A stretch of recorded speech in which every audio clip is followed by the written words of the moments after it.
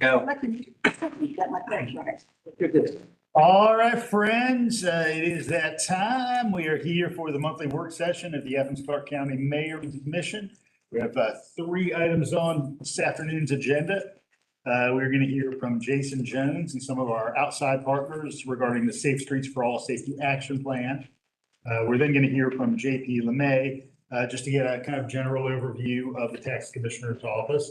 And then finally, we are going to have the public utility service delivery plan, something that's on a every 5-year cadence. And so we'll hear from Hollis Terry and his team of public utilities. We need to be done by 3 as we've got a separate executive session. So we will work expeditiously today. Good to see you, sir. Good to see you. Thank you very much. Good afternoon, Mayor and Commissioner. It's great to see you all. We're glad to be here today to present the Safe Streets and Roads for All grant work that we got from the United States DOT. This was a $1 million planning grant that is working to develop our Vision Zero Safety Action Plan. And my team, we've been working very closely with our consultant AECOM. We have two of our project partners here, Brian and Courtney. Y'all can go ahead and come on up. They're going to present the presentation to you all, and we'll be here along with our director, Stephen, to answer any questions that you all may have about the project that we are working to wrap up and bring to you all for our acceptance of this master plan for transportation safety in Athens. Thank you. Fantastic. Well, thanks for being with us, Stephanie. We appreciate it. Thank you. Glad to be here again. Thank you, Jason. So again, my name is Courtney Frisch. I have with me Brian Hill, and we will present to you some of the stuff that we presented last time just to refresh your memory, and then go on with some of the recommendations that we have a part of this. So the first thing I want to just go over is just really a snapshot as to why we are here, why we're talking about safe streets and roads for all. And I think some of the statistics give a clear reason why we're here. So annually, we have an average of 13 traffic-related fatalities. We also have an average of 57 traffic-related serious injuries. And serious injuries are anything that is life-altering. So that could be losing a limb or something of that nature. Y'all might know, but 2021 was the record year. So in that year, there were 23 fatalities, 5 of them being pedestrians and 1 cyclist. We did end 2025 with these statistics. So we had 10 fatal crashes, 14 of which had fatalities, and 6 of those were pedestrians. And all of this is very important because in 2022, you all adopted the 2037 Vision Zero resolution, which is to say that you want to the best of your ability, eliminate all serious injuries and fatalities that are transportation related. Could you explain that? I got confused when I looked at this before. Under 2025, it says 10 fatal crashes and 14 fatalities. There were multiple fatalities in 1 crash. Okay, Yeah. got it. 14 fatalities, 10 fatal crashes. Okay, got it. Person level versus crash level. Right, so it's a different setup than the 2021, so it was. Right. Got it. And so we really want to point out that, there's different ways that we can address the transportation network and improve safety, but ultimately we know that speeding kills. So if you have a vehicle traveling at 32 miles per hour, you have a 25% chance of surviving that incident. It goes up to a toss-up at 50%, the vehicle's traveling at 42 miles per hour, and then it's about a 90% fatality rate if the vehicle is traveling over 50 miles per hour. So really we want to look at how do we address speeding as one of the methods for improving the transportation network. We did present this to you all last time and want to just go through some of the things that are complete and near complete with this project. So we have put together a safety action plan committee with a bunch of staff who have been helping guide this project along. We've done a robust public and stakeholder engagement, same with the data collection and analysis. This was mostly GIS based. We did develop the high injury network as well as some crash profiles. We are in the final stages of the Vision Zero dashboard, which I have a slide on later on. And then same with the near miss technology. I'll touch a little bit on the quick build project later on. And then for the safety action plan, we did submit our draft last year in 2025. We've received the comments and are working through that to get to the final plan. And then we had a number of safety action plan sub-reports. So most of these are complete. We have completed the ADA accessibility plan, the countermeasures toolkit, the quick build guide, the midway plan, and the safe routes to school guide. So like I said, quite a number of sub-reports that have been completed as part of this effort. We presented this to you all last time. So this is the high injury network that was developed as a part of this plan, and it takes into account the crash history as well as the predictive risk, which is to say that we look at the similar configurations of the road, of the speeding and whatnot, and kind of anticipate where a fatal or serious injury incident could occur. So just pointing out, there's 108 roadway miles and 25 intersections on this high injury network. 60% of the high injury network is actually on ACC owned roads. So that's a huge portion and a huge opportunity that we can take advantage of today to address some of these changes. We did exclude Loop 10 simply because some of the countermeasures that we look at cannot be implemented on the loop. The limited access roadways are treated very differently when it comes to fatalities. And then I just want to point out that, 85% of the fatal and serious injury crashes occurred on only 18% of the roadway network throughout the county. So I would say that's very significant and gives us a targeted approach as to what we can do to change. I have a quick question. Yeah. All the fatalities, were any of those deer related or animal related? That y'all aware of? I would have to go back and take a look. I don't recall seeing any fatalities that were animal related, but we can certainly follow up on that. Just curious. Yeah. I have a quick question about the loop. There's not much we can do on the loop itself, but we've had several fatalities, fatal crashes from cars getting on the loop going in the wrong direction. So can we do anything, or is there any guidance on how to make sure that folks are not getting on the loop in the wrong way? Or we can, and I actually will point out that we did include the entrance and exit ramps in the high injury network. And yes, there are some measures that we can utilize. Not all of them are 100%, but some can, kind of draw awareness to what direction you should be going to or not. One great example is doing things like putting up delineators, especially in gore areas. Those are the areas that are usually striped off near where an on-ramp separates from a roadway to make it much clearer where you actually have a lane separating and where traffic should or shouldn't go. That accompanied with signage and paint can be really effective. One other thing that I want to point out on this is that 28% of your roadways in ACC are collectors or arterials, but 95% of the fatal serious injury crashes were on those collectors or arterials. That's really what the problem is. So the two statements say the same thing, but you're saying it's 28%. Are collectors, What I'm was sorry, that? yes. 28% are collectors, arterials, but 95% of the fatal serious injury crashes. Or almost 28%. Yes, correct. Okay. Maybe that could get combined, so it's not as. Clarify that. Yeah, we will definitely clarify that. I Thanks. apologize. So one of the components of this project is the Vision Zero dashboard. This is an online dashboard that can be both internal facing as well as public facing, where you have the opportunity to filter the crash data over time and then explore the priority safety projects. I know it's hard to see, but we have a number of filters on the left column. Some of these filters being age, day of the week, year, type of crash. And then we have a multitude of widgets kind of underneath that take what you see and put it into a visual representation. We talked about this a little bit last time, but there are some implementation methods that are part of this planning effort. One of them being the near miss installs. So these are camera sensors that are installed at specific locations where we know that there is a concern. And what these do is they help us to see where is the almost crash that wasn't. And that is still very important for us to know.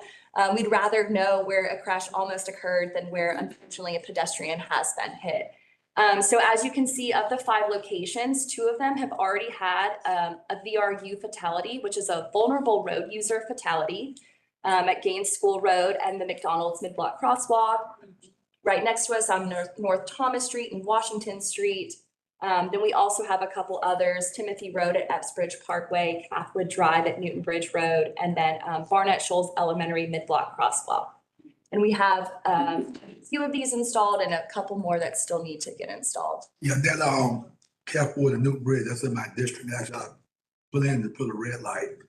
And I think over the years, we have either 3 or 4 fatalities right there in that area. So I have put in a request to put red light or something there, some type of traffic calming to prevent some of that, especially coming off that hill. Yeah. Newton Bridge, most times. That's on our T-Spots list. That'll be in front of the voters in May. Sorry. No, that's great. That's great. And then we also had a couple quick builds as part of this project. So we did take a look at 3 different quick builds. I'm just showing one right now. This quick build is at Danielsville Road and Isla Road. And this is really focused on vehicles trying to align this intersection so it's a little bit clearer and there's more visibility for these turning vehicles. The other quick builds are over by Johnny Lay Burke's Elementary School. One of them on the back side has to do with some traffic calming on Nokuchi, and then the other one on the front side, there is a private property where some folks are using the parking lot as a cut through. So we've taken a look at how we can kind of corner off this property so it's for its intended purpose and not as a cut through.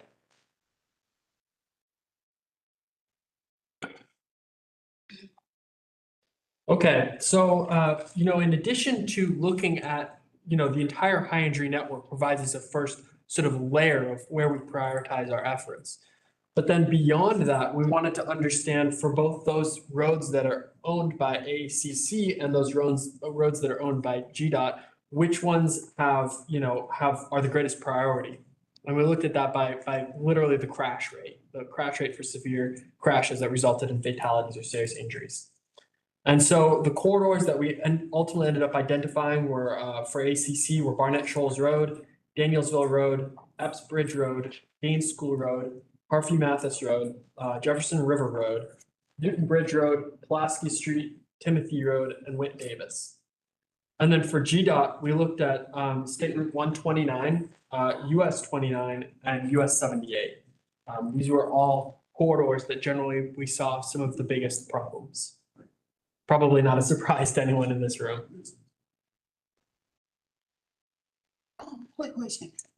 For the GDOT roads, do you think that they'll also implement, or you guys will work together to kind of implement the same? So the idea is that we take the first step by identifying the problem and then identifying what some of the solutions, both systemic and actually specific solutions could look like.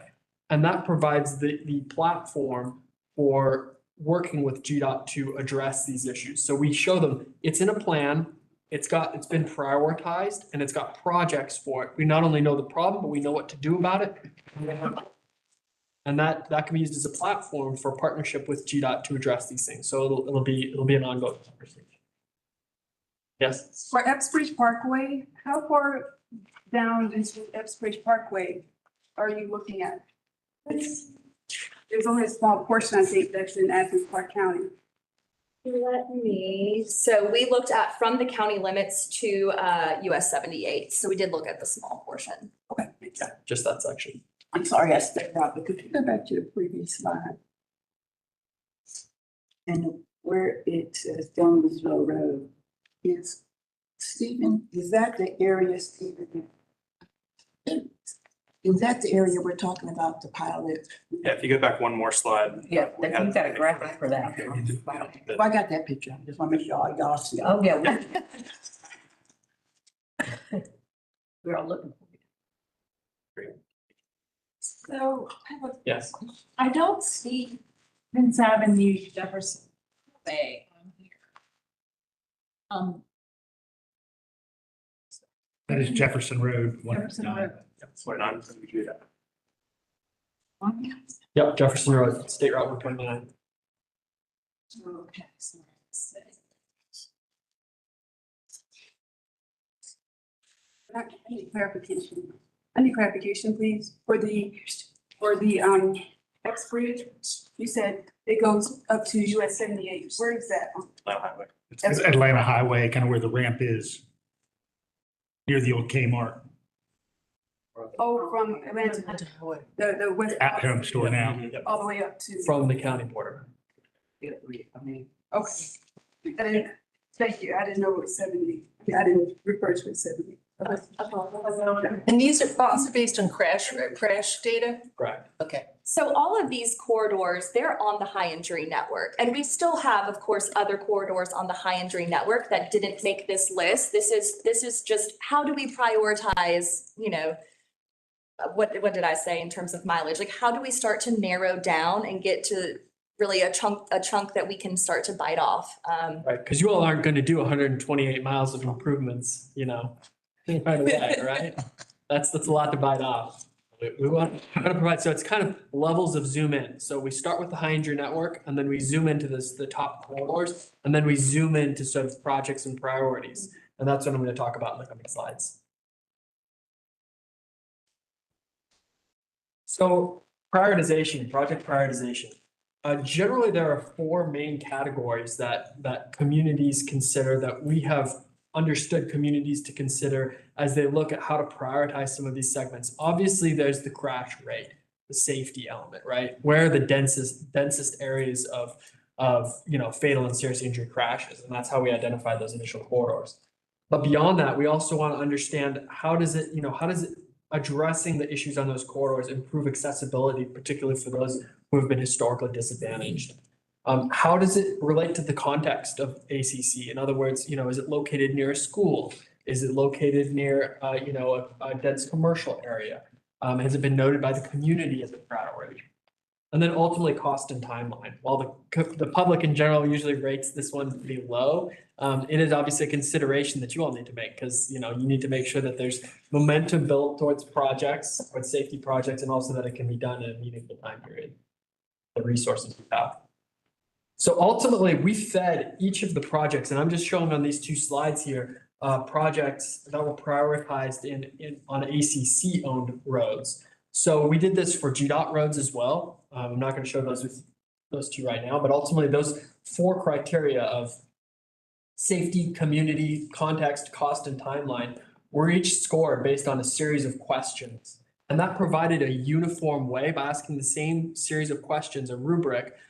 For each project, we were able to provide a consistent way for comparing projects, across ACC. And so ultimately, by those criteria, they were given an aggregate score, and that's how they were prioritized. So you can see here, how those top segments sort of came in as far as priority based on these criteria. And you can also see that there's a weighting factor given at the top. That weighting factor is a factor that was decided both by understanding what the community wanted, by the survey, by using our professional judgment, and by working with the task force to sort of home in what those percentages should be as far as how those different criteria weighted against each other. But again, it's the same for every project. So I can try and find a consistent way to compare projects. So this is informational. This doesn't tell you what you need to do first. Ultimately, everything on the project, all those top quarter list is game, and really anything on the high injury network is game for, applying for grant funding to address. But ultimately, this helps us get to that next level of understanding what to do first.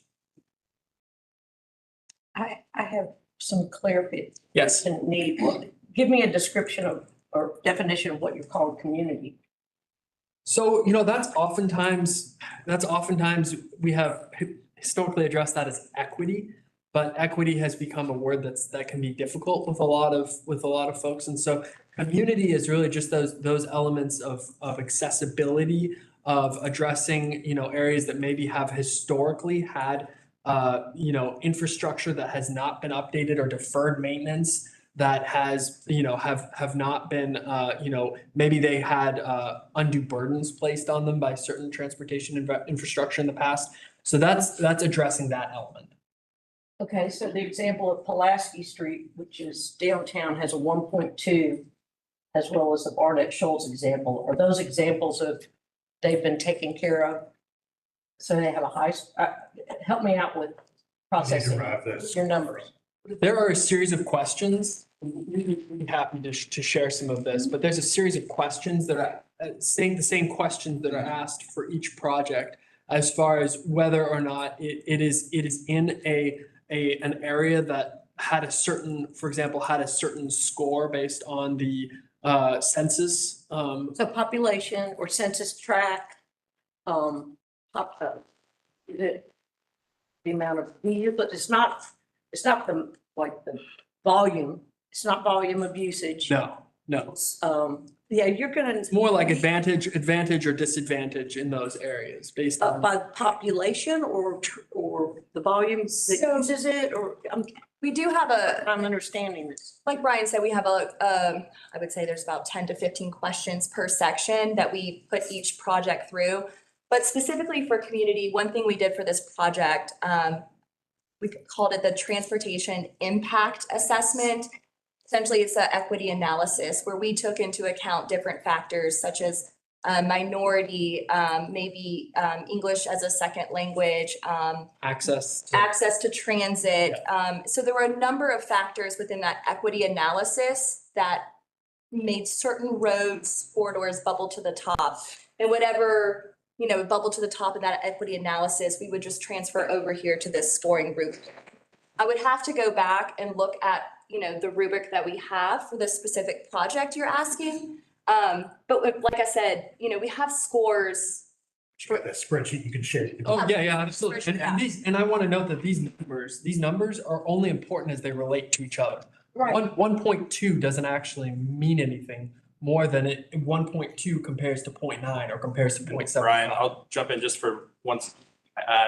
And also remember, there's only so many slides we can share during, today, but you will get the full safety action plan, which has the breakdown of all those different questions and how we come up to each of the different types of scores. That's what you'll will really be voting on in the next few months. So you will absolutely see each of those. You'd wait for it.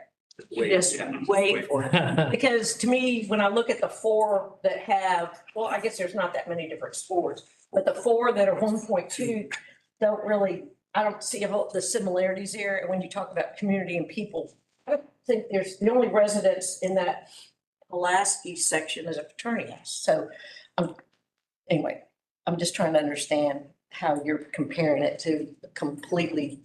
Yep, we'll be able to. If you did, I'll wait for it. if you did There's a more 4 coming. mile heat map of population, you would see, you'd see housing authority That is property there. correct. You'd see Reese Street. It's based on the track level, not just what's right on the corridor there. Okay, which means that corridor has to use, that is also the populations that are using the corridor because it is such a prominent. 100%. Okay. Yep. All right, so it's a usage and a neighborhood element. And so if y'all just make sure those definitions are in the big report, then that'll help. Thank you. Good questions. Thank you. So ultimately, as I was saying, we did the same thing for intersections where we looked at those criteria of safety, community, context, and cost and timeline. See how those relate as well. Yes. I'm concerned that North Avenue isn't making it onto any of these lists. Yeah. I think there's quite a few fatal crashes, regular fatal crashes.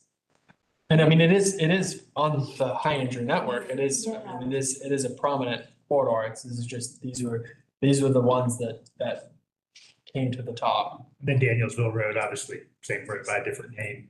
Yeah, and I guess we always got to be, Danielsville and North Avenue are totally different, even though they connect. So are you saying that North Avenue, which is really a little piece, it didn't rise up to the fatality, accidents on, because it's not that long of a space.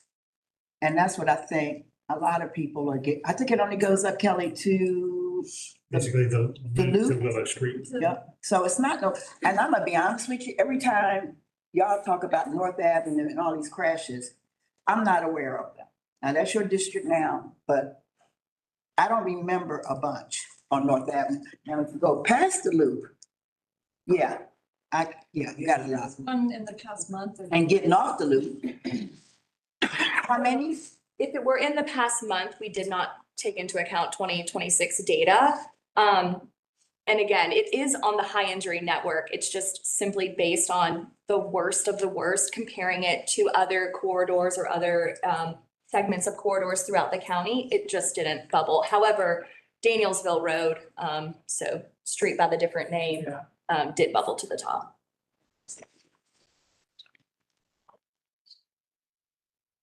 All right, we also, again, all of this is about identifying projects and priorities. It's about identifying solutions, not just where the problem is. So, we provide more detailed project lists in the plan, but ultimately we also provide a toolkit that has about 80 safety countermeasures that start from the Federal Highway Administration's 28 proven safety countermeasures and builds on it to look at those countermeasures that can be applied for different contexts, for different facilities, for within different parts of the city with different impacts. And so we have identified in our toolkit that's part of the plan where those could be implemented and what the benefits could be.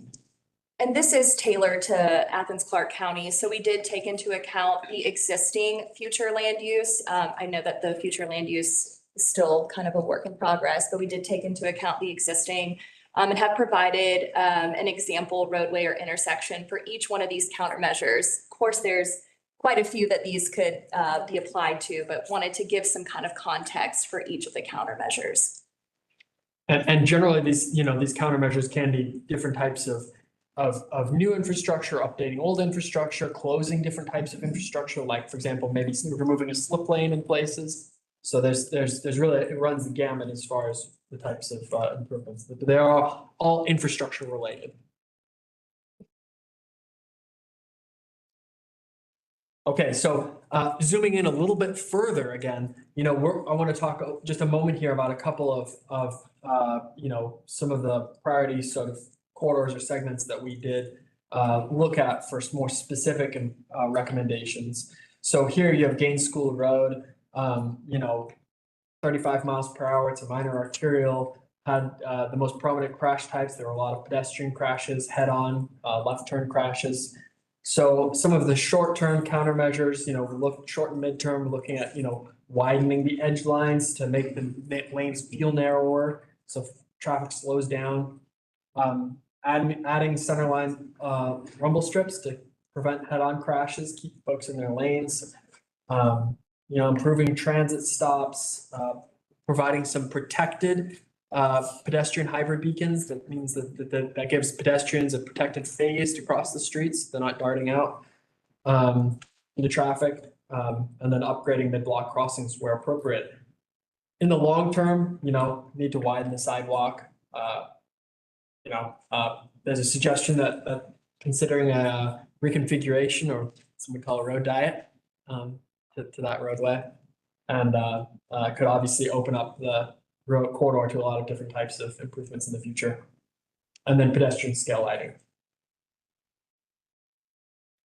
Then for Gaines School Road, again, 35 mile per hour minor arterial, pedestrian head-on and left turn collisions, similar. Adding leading pedestrian intervals at lights can be a pretty fast and low cost improvement that can actually really make a difference, because it gets folks, make it more convenient to use the intersection to cross. You have less reasons to just, jump out in the middle of the roadway. So that can be very effective. Passive pedestrian detection at intersections so that people get noticed even if they don't push a button. Audible signals for ADA crossings. Shortening the crossing alignment. So if there's areas where we can use even just striping and flex posts, delineators to sort of tighten up the roadway there, shorter crossing distance for pedestrians. And then some other improvements, like with ultimately wanting to turn those into concrete curb extensions. Adding new crosswalks where appropriate and bike boxes so that bicyclists can get out of the intersection and be seen as they travel through the corridor. So, are these, and this is probably for TPW as well, there's a T-Splosh project that includes this intersection. So I assume when you're designing this, you'll be looking at all of these resources together. That's one of the, so, AECOM came to us with way too many slides for us to go through, which is great. Like we had one of the types of sheets for a number of projects, but we picked a few that we knew y'all were already interested in, especially because there were some T-Splosh projects coming forward. So these are really just examples of what each of these project kind of one-pagers look like. And yes, these specifically will tie in directly with the T. So there's more of these in the actual. Yes, a lot more, and they get more specific too. Carol, wait for it. For each of the priority corridors we've mentioned, both ACC and GDOT, we have the similar recommendations, as well as for the key intersections along those corridors. That's really Like Stephen said, a lot more slides. Yeah. That's really the details Yeah. and when you get into, look at each intersection. Okay, so this was just a quick snapshot of overall where the project is going from here. Obviously, this is the first step here for the commissioner work session number 2. We will be working on finalizing the safety action plan components from Courtney went over a lot of the sub-reports that have already been completed, but we've received comments from ACC staff on our initial draft safety action plan. So we're working on finalizing that this month. So hopefully aiming for a March deadline for completing the safety action plan and submitting the safety action plan for Federal Highway Administration to note that we have completed it. And then, going into the summer, looking at some of those quick build pilot projects that we've already done some conceptual design for, and hopefully going after an SS4A implementation grant as well. Yes. Do we know how much the grant is for? Is it open? How much they give you, or do we have an idea? You don't have an idea of what you're going to go after, but the minimum is like 2.5 million. So they're big.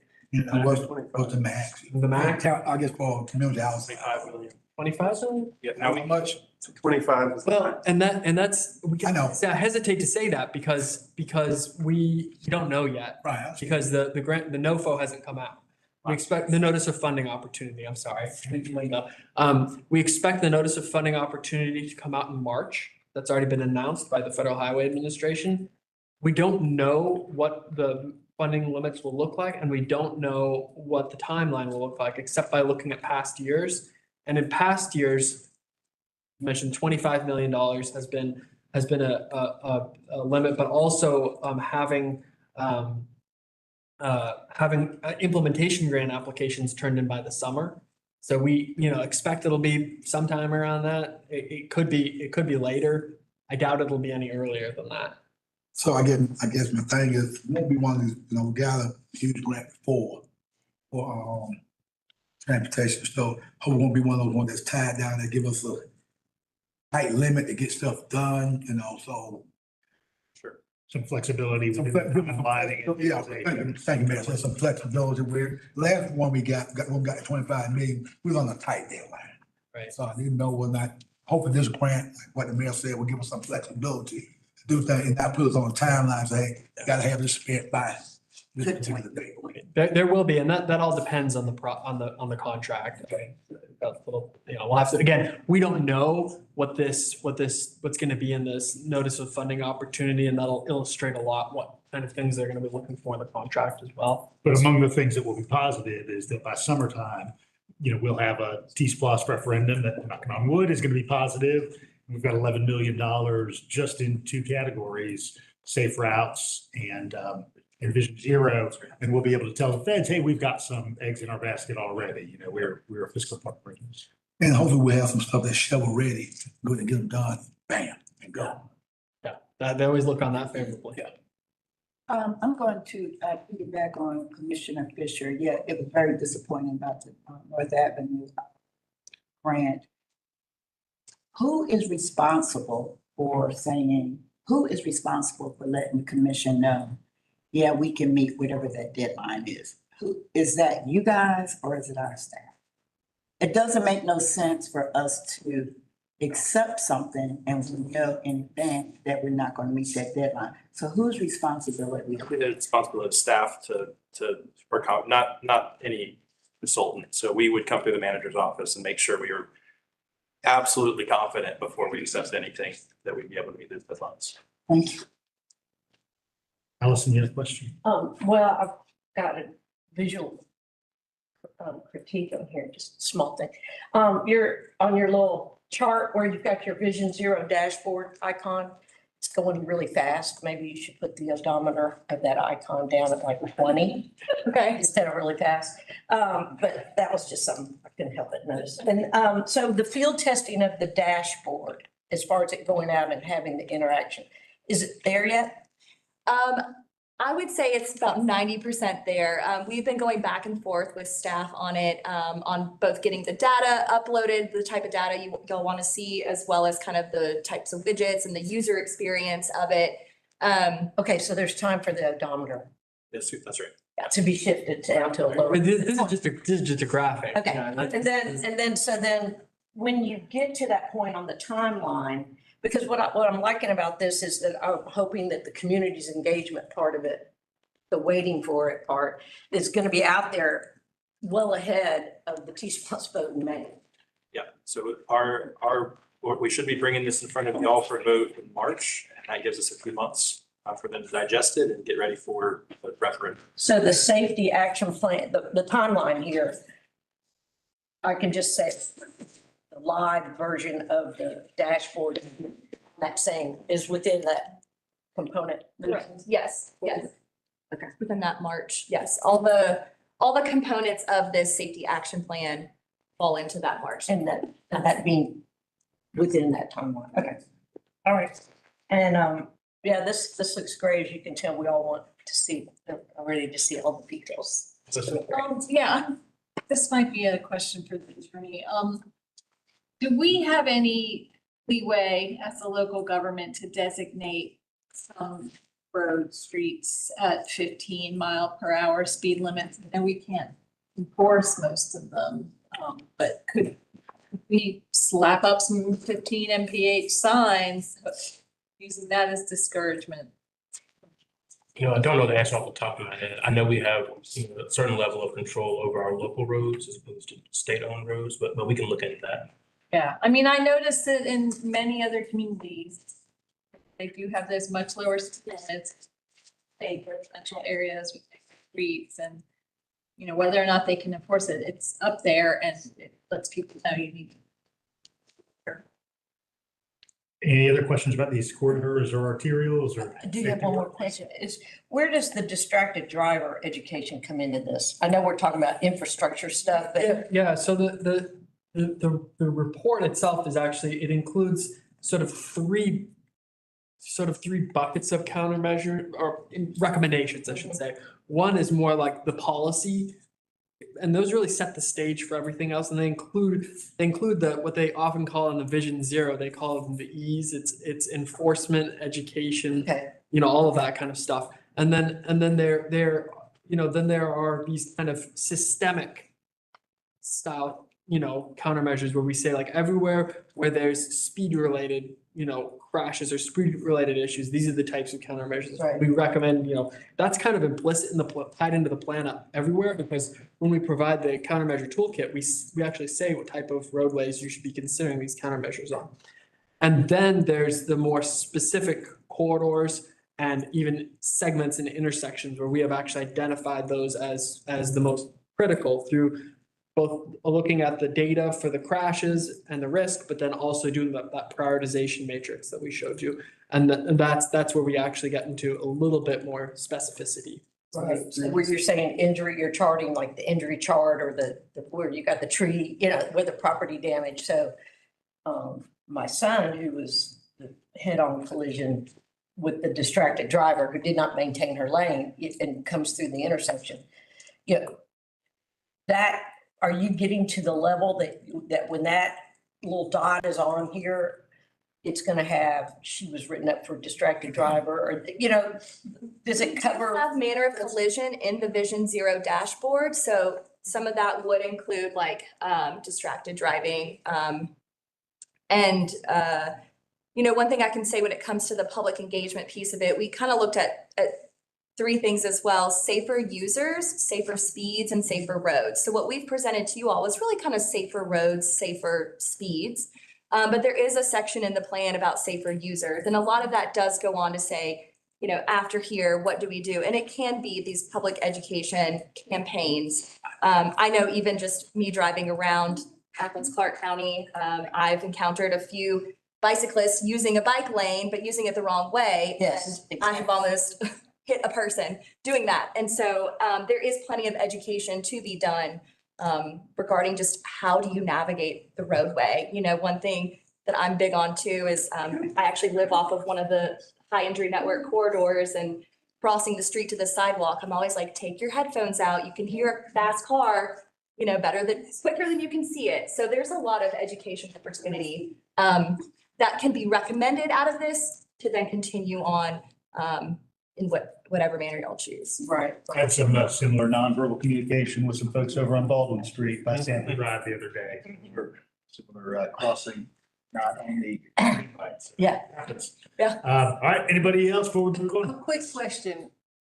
Were you all involved in the changes that were made on Thomas Street by the Classic Center? No, I see a no back there, but these would be similar strategies that are in this report. Yes. I go through there a lot because getting from this part of town over to where I live, that's a way I go out to Barnett Shoals.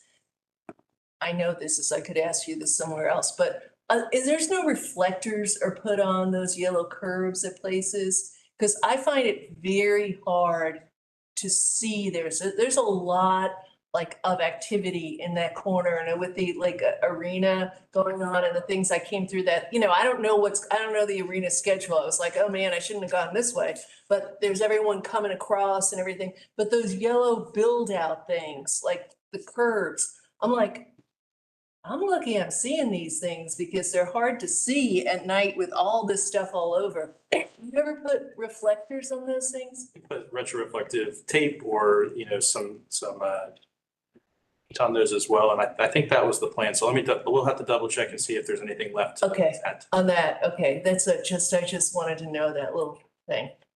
Real quick, and then we're gonna move on to public utilities. Well, just to give some kudos to Steve's group.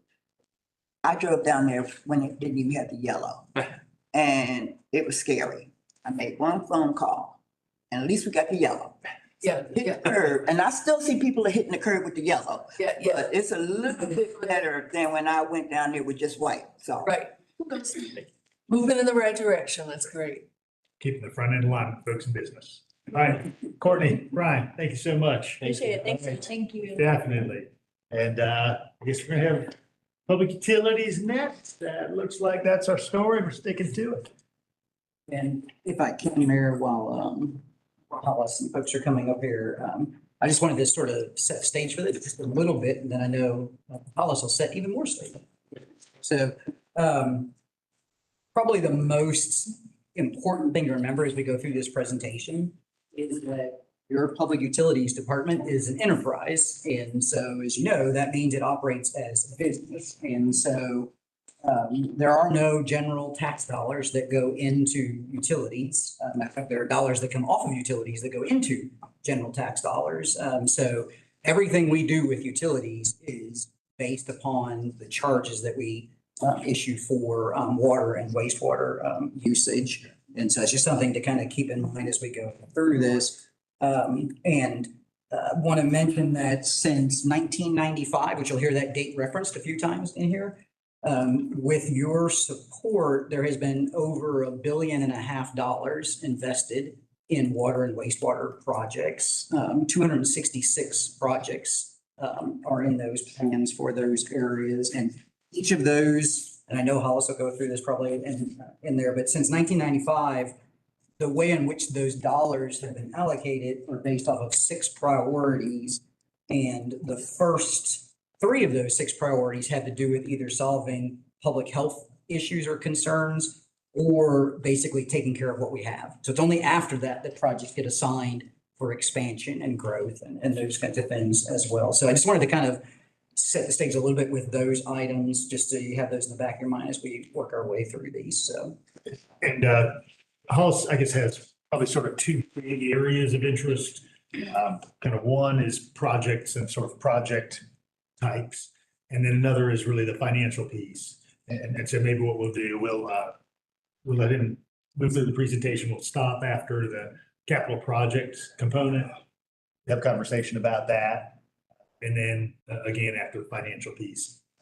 Yeah. Good. All right, perfect. All right, take it away. Good afternoon. Before I start off, I'll be remiss to not mention the staff that worked in the last 2 cold storms. They were out there close to below freezing out there fixing mains. We had 15 mains break that nobody knew about because we make sure the water continues to flow. All right. We need to appreciate those and also the operators. They went from 8-hour shifts to 12-hour shifts at the plants to make sure that the quality of water was still there, coming in and going out. So the staff this is what they asked for, these projects. Give me some more tools, and that's part of this. All those main, those on the main area that broke 15. I'm assuming of the aging, or they. A lot of it has to do with temperature too. Okay. As it gets cold and hot, like today, unfortunately, I don't want to say it. When they warm up, it's gonna move, which means that's probably breaks gonna happen. That's just the nature of it. Thank you. No problem. All right, let's get going. I know we got a lot to cover. So the agenda today is service delivery plan overview. We're going to look at what part of what we presented last April. We'll talk about 2020 service delivery projects, the 2025 projects proposed, and the priorities proposed. Talk about public outreach that happened last year, and we're going to go into the financial model and recommended rates. Service delivery plan is a 20-year plan, updated every 5 years, and it's required for the unification charter. We provide water and sewer service countywide. It is broke down into 3 elements. Infrastructure elements identifies the projects that need to be done within that 20 years. The next, the capital improvements prioritized, starting with 1 all the way to 50. What order we do it in, and then the financial element tells us what projects we can do and how much it's gonna cost. And you look at the historicals, like the manager mentioned, all the way up to 2020, 59 projects with 400 million. What you'll see in this service delivery plan, less projects, inflation is real, with a higher ticket dollar item. 2020 service delivery plan projects that are complete or in progress. These are all the projects that have completed or in progress. The only one that's in progress right now is Brooklyn Creek Phase 2 improvements that goes to the hospital, Piedmont, and then billing system project, which is still progressing pretty well.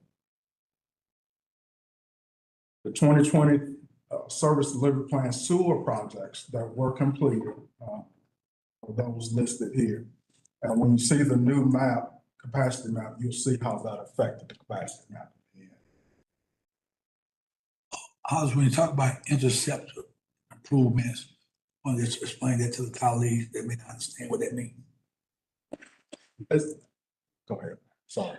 Yeah, so an interceptor is essentially a larger line that the lines that typically run through your neighborhood on the streets in front of your homes, those kind of coalesce into these large lines that either transmit directly to a plant or to the trunk lines, which are the really big ones that run along the rivers in town. So essentially they are, you can think of them kind of like arteries of the system. Thank you.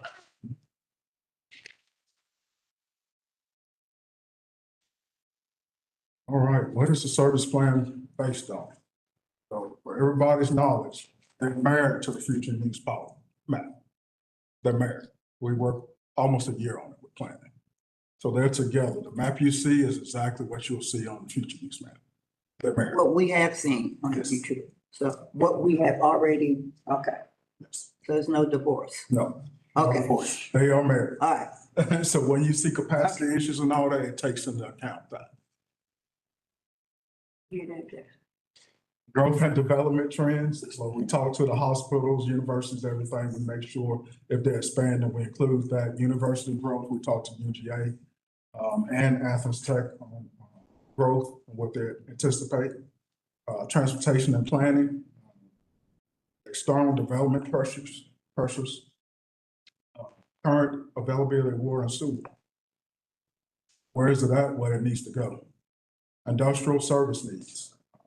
What does the industry need? What is Pilgrim's Pride or Meisner or any other industry? What do they need to be successful? System reliability, how reliable is the system? And then public health considerations. Cost per residents, regulatory and permanent issues, envision pathways, and then Mayor Commission's strategic commitments and goals. That was question on. Yes. It's Envision Athens listed in there. I should have took it out. Oh, My apologies. okay. It's an old, from the last presentation. It's from 2020. It is. Sorry, okay. Yeah, All sorry. right. That makes sense. That's why I was asking. Let's talk about projects.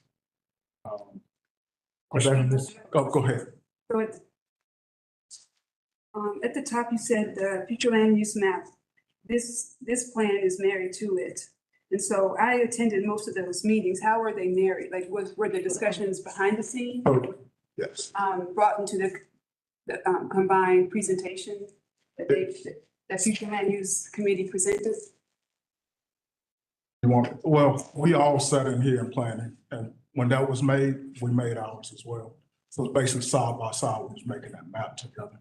So we include census information, population information.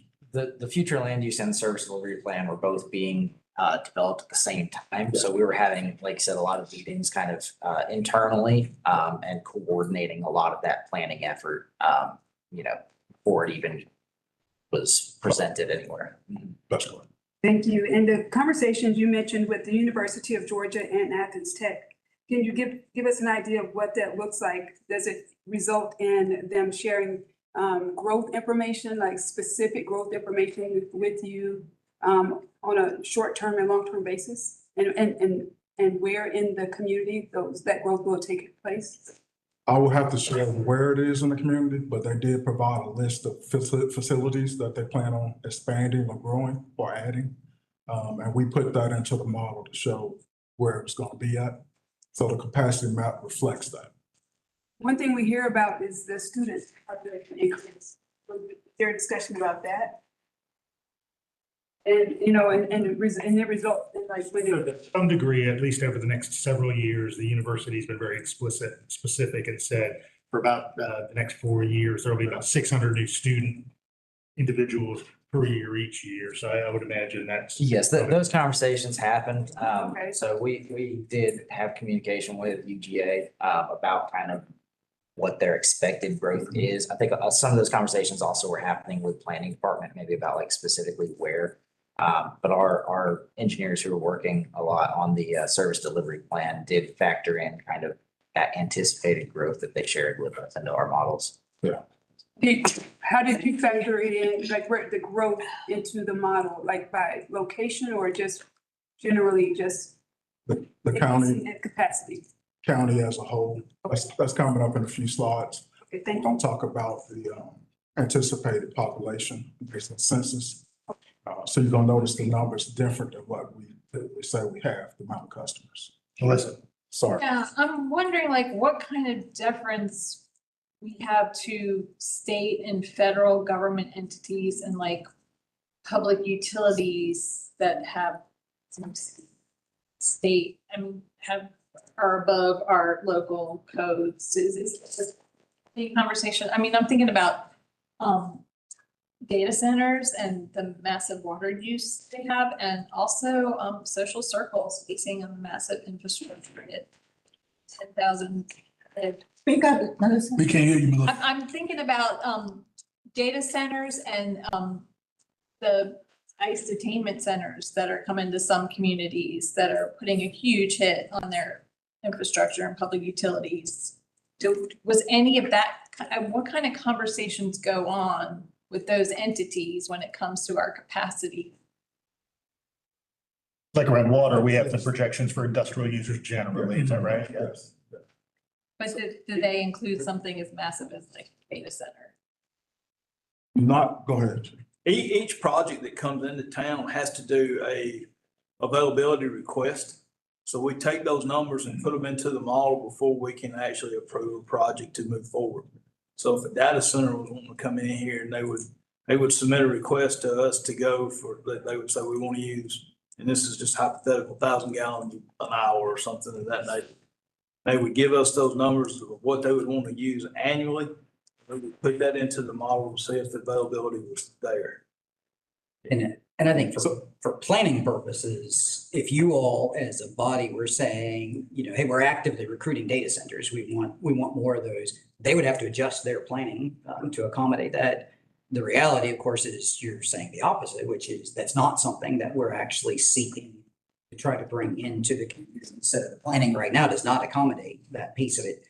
The federal piece is a little bit different because we have no real control over, you know, if a large heavy user that was a state or federal institution were to come in here, there's far less, we in that case really kind of become reactionary with us planning with it.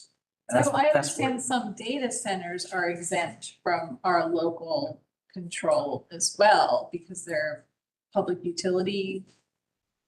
That's a pretty limited, narrow set of those. I mean, most of them are private users, your Metas, your other folks. So, and obviously through zoning, which we're going to see here in just another month, we've got a lot of control over all those private ones. And a lot of that is for zoning purposes, as far as, you know, utility capacity and availability.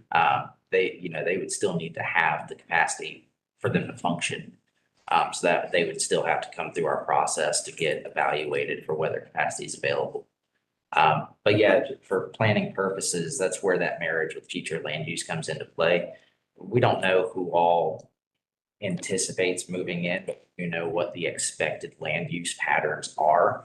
And so we can use zoning and land use to kind of anticipate what a full development in a part of the county would look like and plan our infrastructure accordingly. But the federal government is exempt from all that. The federal government may come in and they may have plans that we don't know about, but we try to base our stuff on land use. You know, so if the federal government was in data centers, we know those would be in industrial areas, that's where they would want to put them, or that's what we would anticipate. So when we're developing our plan, we're looking at industrial land, and then that's how we size our infrastructure in that area. Thank you. Real quick, and then let's do the rest of the capital piece. Well, maybe we'll get to where I need to go because you said that you worked with the future land folk and planning. So I'm trying to understand why the Sandy Creek Basin, we're having different narratives. Several people have talked to different people, but we do not feel as though the service delivery plan really includes North. And so that'll be a legislative decision we have to make. We will have to say proactively, hey, we want to do a different thing with Okay, and that's core than we've been doing. And so today's the day for that. So put that in the parking lot, we're So gonna they're come back not to that. married, they're separated then. Well, if we're in the same way that two spouses would say, hey, let's add on Okay. a all heated right. porch back there, both Okay. spouses would say, Okay. let's go ahead, let's I got my request ready. We good. It threw me off. It is, Commissioner Thorne, we did meet last week about Sandy Creek. It is coming. Presentation should be coming shortly. With, before the future land. No, right now, both to kind of the mayor's point. So right now, because we're operating under previous legislative direction, which was there's no development, no growth in Sandy Creek, increased growth. So right now, the service delivery plan does not show extension. That's the piece that Hollis mentioned is in kind of current assessment. And the future land use map shows no increase in development in that area. If you all as a body, either through either one of those plans, say that you want to extend sewer service in that area for these reasons, that could change the future land use map or vice versa. So what really is, what's in need at this point is a new kind of legislative direction, if you will, associated with that. The Planning Commission didn't add it because they're still operating under the previous direction. But yes, so neither of them reflect it currently. Okay, I won't hold up, but I sure need to talk about. We're gonna return to that. Okay. Manager Bob talked about the 6 priorities. The first one is public health, so that's typically at the plants. Regulations. Second one is public health initiatives. This is septic tanks, stuff that's out in the system that needs to be repaired that are public health issues. Rehab and replacement projects, you see that's the biggest piece on this map, 451 million. That's your sewer projects and water projects and plants. So I'll show you that on the next slide. Next, you have system expansion projects, number 4. That's to the left in purple. System extensions, priority 5. The light blue or gray. And then mayor and commission strategic commitments. And that's priority 6. Right now, the only thing in the category is solar power and switching to that, get more efficient. Breakdown of the 400, 100 million is for facilities upgrades plan. 294 is for sewer projects. And then 51 million is for water projects.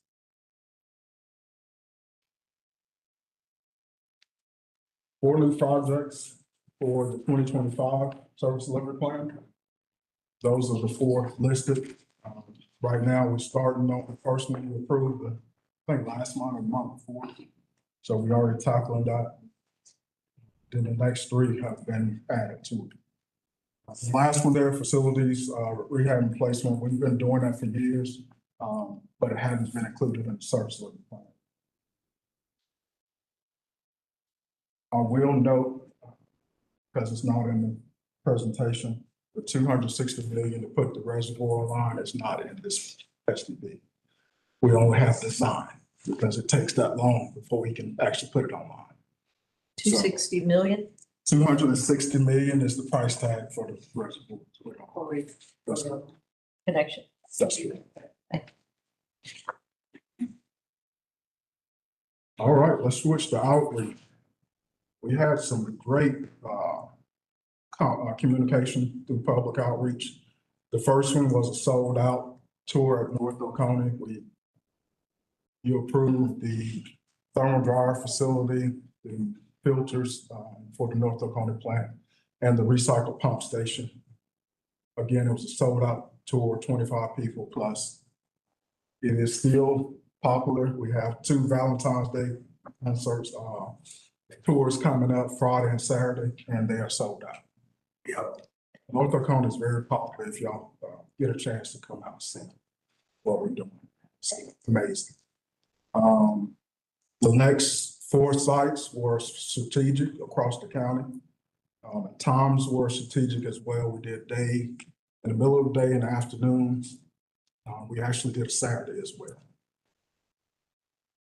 Community feedback, we had a survey open for 2 months. We got all the feedback. Most of the feedback was what equipment, what auxiliary equipment will go to this process? And most of our responses, this is only concept. We haven't drilled down to what it's going to actually operate, how to put that project in place. Once we do figure out that, we bring it back to commission for approval of preliminary design. All these surveys or responses are online for public utilities. If you click on the project that's online, the 50 projects, click on it, comments at the bottom, additional comments, that's what the citizens ask, and our responses. So I guess before we go to the financial model, any questions sort of broadly or specifically around the kind of those capital areas? And certainly Commissioner Thornton articulated, I think, a longstanding interest in kind of growing one and taking care of that Sandy Creek Basin that roughly spans Freedom Drive. And if we're going to do something different there, of course, we will be doing something different in the service delivery plan and parallel with that, doing something different in the future land use. And the current plan right now is that utilities is already contracted for a feasibility study, just to say what different ways are feasible to serve that basin that we have in hand already and are starting to kind of work and review through. The next step really is to make a decision. So is it the intent to serve those areas and with what kind of service? And that will be a question we bring back to you all. If that's the case, regardless of what's in the service delivery plan as approved or what's in the future land use plan, it would be amended based off of the determination of that piece, because that's still a few months down the line. But that's kind of where we are with that particular basin. And that really was started because there was conversation among the commission, even though no official action, conversation of some interest in re-examining that area. Dexter. Yeah, thank you, Mayor. So, one of the concerns is the septic tanks.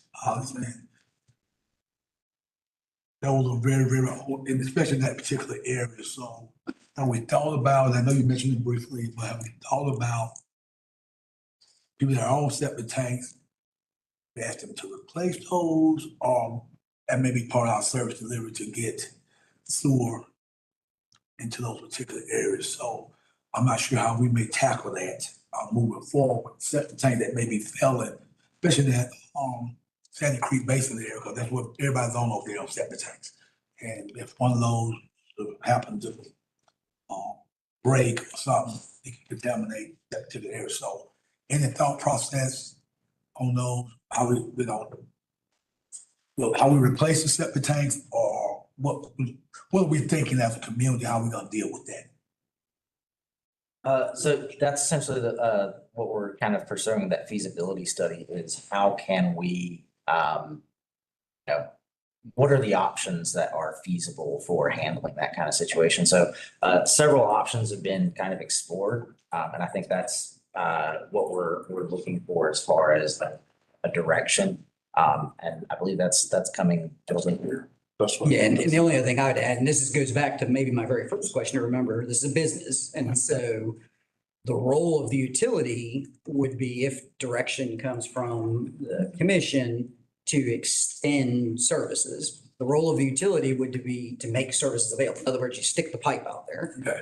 The septic systems are all private. The requirement for folks to decommission those septics and connect to it would be private expenses, private costs, unless the commission outside of the utility came in with some other funding mechanism. I mean, for example, it's not uncommon that CDBG dollars are used to facilitate some of that, but the utility would not be the party that would do that. And for the most part, you can't compel someone to connect to those systems unless there's genuinely a failing system and they have no other alternatives or options and stuff. So there's probably several different tracks. Just keep in mind, the utility part is to go. It's really just make the service available, and connection becomes sort of after that. My next question, I guess we would possibly explore some grant funding then to help with some of this. If you're looking to subsidize the connection itself, which normally would be privately paid for. Yes. Yeah, and as Bob mentioned, that not only CDBG funds, but sometimes state grants as well. Right, good. Thank you. Thank you. Yeah, and septic tank was my topic as well. We had, and the Board of Health had begun to try to help with some momentum. I think we put, this is pre-pandemic, 150,000 for some of the education and outreach. I think you guys have done flyers. And that was English and in Spanish too, wasn't it? And so that component is a kind of what I call the beginning of it, because in my mind, we want to be proactive and not wait till they fail. And there's a community, you don't have to answer this now, but if you guys have feedback on how we could do it, a community in Georgia had a program that paid up front for the maintenance, the clean out that for septic. And then it was sort of if it's $500, then they would pay $50 a month to pay back. But it was proactively helping us as a community get that. And I was thinking, when I saw the public health initiative here for $6.9 million, I was thinking it was that, but you said that's your plant initiative. No, but number one is plant, number two is septic. Requirement, okay, so then. Number two is. So that would be a category of some problem solving and some help in that direction, because it is a public health issue for sure. And then with the failing of them, and then Dexter, a lot of the properties are, the math on it is that they don't qualify for a new septic tank. So failure is a huge deal, not just a replacement deal. So is that part of what's going to be coming forward in the next report that you're talking about, is how as a community we can be helping those in our community on the septic systems? A lot of it is looking at what options are available, but it's largely coming from what options are available from a utility perspective. So as far as, what are the public options that are available? And then there is some conversation about what other options that maybe private solutions or grant solutions or CDBG solutions are also available. Yeah, it feels to me like the study that has begun is really strictly the infrastructure component. So how do you get service? How could service be provided there? If we go down that path, there probably is a need for kind of a companion assessment, which is, and once the sewer service is available, are there other things outside the utility that should be done to facilitate the connection to that service if it's provided? So it sounds like there's probably two different, I don't think the study that we're talking about would include, it would include definitely how you would fund the extension of the sewer line, but it would not necessarily include how you would actually fund private connections into the system. So that would be a separate. And then because of the time and money time of doing that, if we agree to, because I was here before when we voted to not extend due to the fact that it is the, as the drawing of as the image in here shows so well, it's the sewer overflowing that is contaminating our water.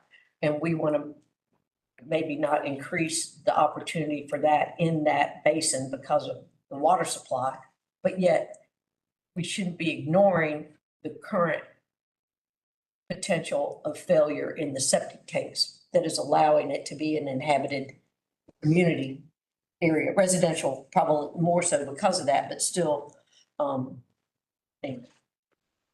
just want to make sure we are not forgetting about that part. And then on the Board of Health, Melissa and I were on there and we quickly shifted to all the COVID stuff.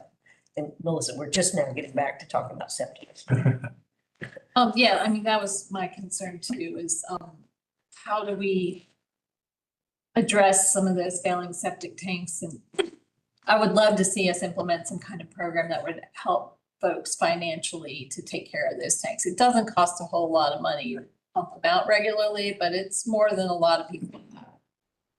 So if we can somehow find resources or a loan program, monthly payment system to help those tanks prevent them from failing. There's new technologies, some of the old tanks failing because they're just old design. There are newer technologies and newer tanks that can last a lot longer. I'm real concerned about the prospect of expanding sewer lines when there's, not only is there a massive financial cost, but there is a massive environmental cost. The huge corridors where, forests have to be torn down in order to do the digging. Anytime you do the digging, you're kill all the trees around there. That's a concern, because that also has an environmental impact on the water going into those creeks and the water quality that, is part of this plan. So it's, I think we need to really get, a real picture of what that kind of environmental impact looks like, beyond just the financial impact. And there's also a whole lot of eminent domain involved in those projects. Yeah, this is just like a basic understanding of this PowerPoint question. Back to the PowerPoint here, because what we've seen so far is a service delivery plan, but really, if I'm looking at this and trying to make sense of it, you've given us an overview of what we've been doing for the last 5 years, right?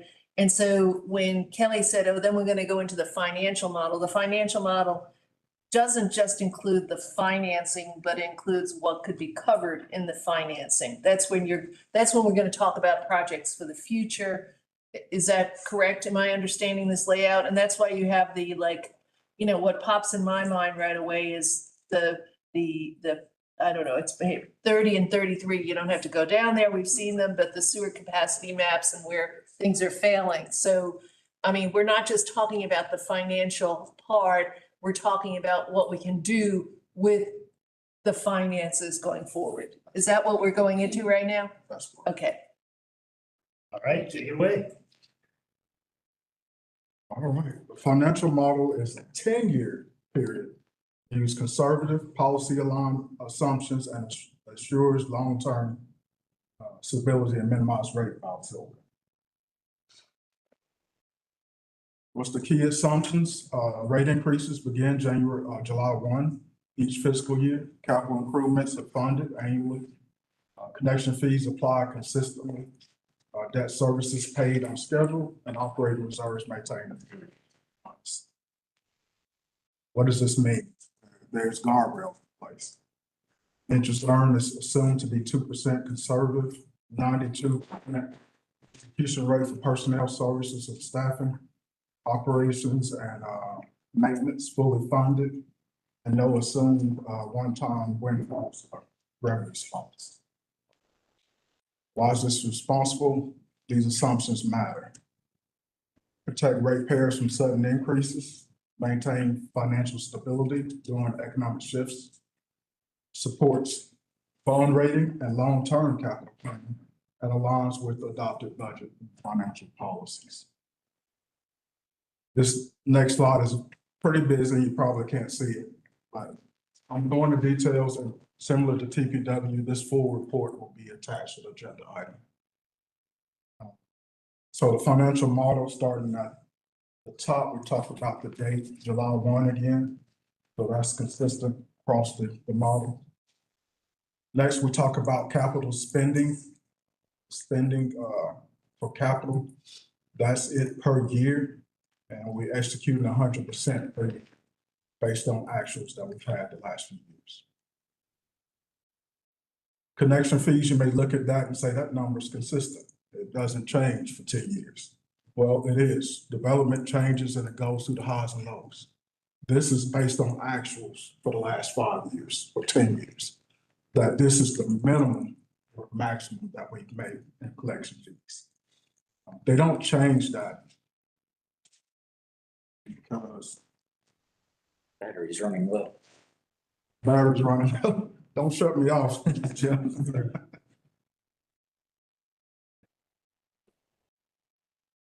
I think that switch maybe needs to be flipped on that. Hollis, Here we go. what is ER? I'm finna get there. Okay. I promise you.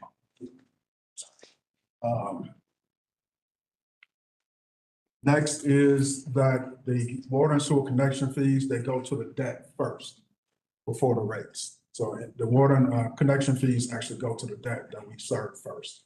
2% interest rate again, 3 months of reserve, 92% personnel services. That means that we got 92% staff that we anticipate to provide the services. Will not make it to 100 based on this model, based on what we've been doing the last 10 years. I just don't see it going past it.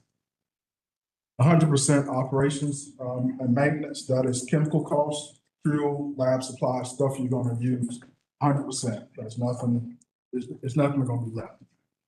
And then fixed operation maintenance, which is the maintenance costs, everything else at the plant. So.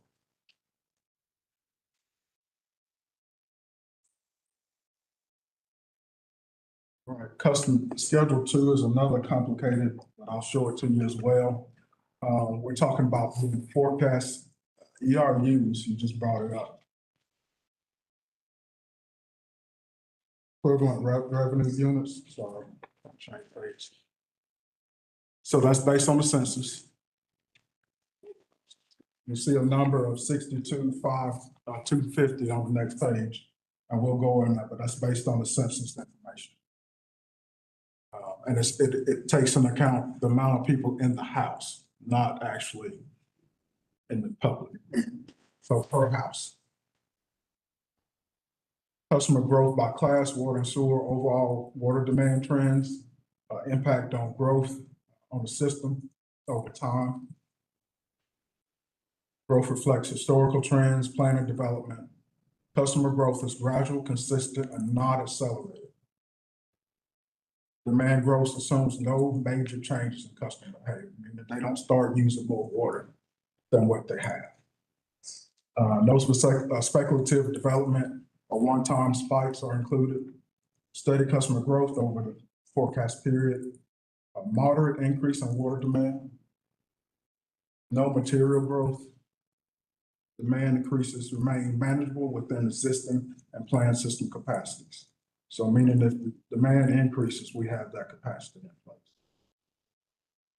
Why does it matters? It supports long-term planning, helps align rate planning with actual growth trends, ensures capital investments are sized appropriately, and avoids overestimating revenues and underestimating infrastructure needs. Do we take into consideration that we may have industry moving in, new industry?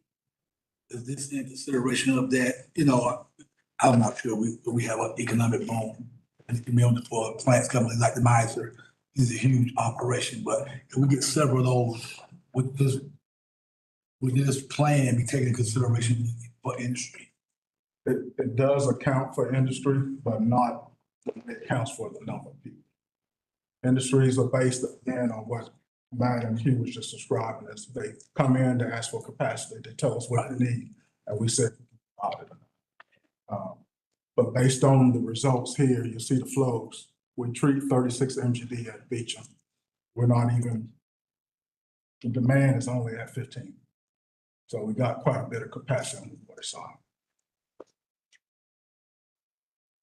Did I answer your question about the ERUs? You did, yes. I was a slide ahead, I apologize. No problem. What would be helpful to me and interesting to see is, because it is an enterprise fund, to see your entire budget, It'll be in the fund. It'll be in the fund. It's actually in this model. So it'll be in the whole budget when I submit it for the agenda item. Okay. Yeah, this is just snippets from this financial model. You will see the full financial model as you did in 2020. Thank you. No problem. All right, moving, try to get a little bit ahead. You see the flows, demands per year, and they go up to about 16.7. So we're still not nowhere near to capacity of the plant. Sewer demands are higher. Got a demand of 18 million on sewer, and it goes up to 21 million. When we have developers come into our community and they eradicate the sewer challenge that may be on your list, do you take that off the list? And it's reflected, do we see a revised list, like where it was on there and then it's crossed out? So it's not part of that financial piece anymore of consideration? We do internally, but we can't start sharing that. That's no problem. That'd be great. I would like to see that. Yeah, no problem.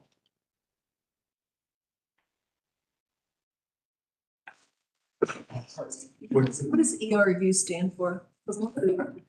Equivalent residential units. Okay, It's basically a household. Yes.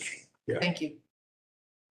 I want to, I guess, explain a little bit more, I think, because it shows a savings, because someone else is paying for it, and if there's, if funding is short, if there is someone else paying for it, that monies that you've allocated for that sewer project goes to something else, and it would be nice to see that. So that's why I would like to know. Okay. No problem. Right, so this is the dashboard for the model. There's only a few people in PUD that has this. It's mostly a Stantec project. They do the model first, and then they send it to us, and we do it, and we compare the pros and cons, what's bad and good. Stantec has been the financial model since the 1995 start of the service living plan. We keep that separate from the other two. That way it's impartial. With the financial model, it doesn't.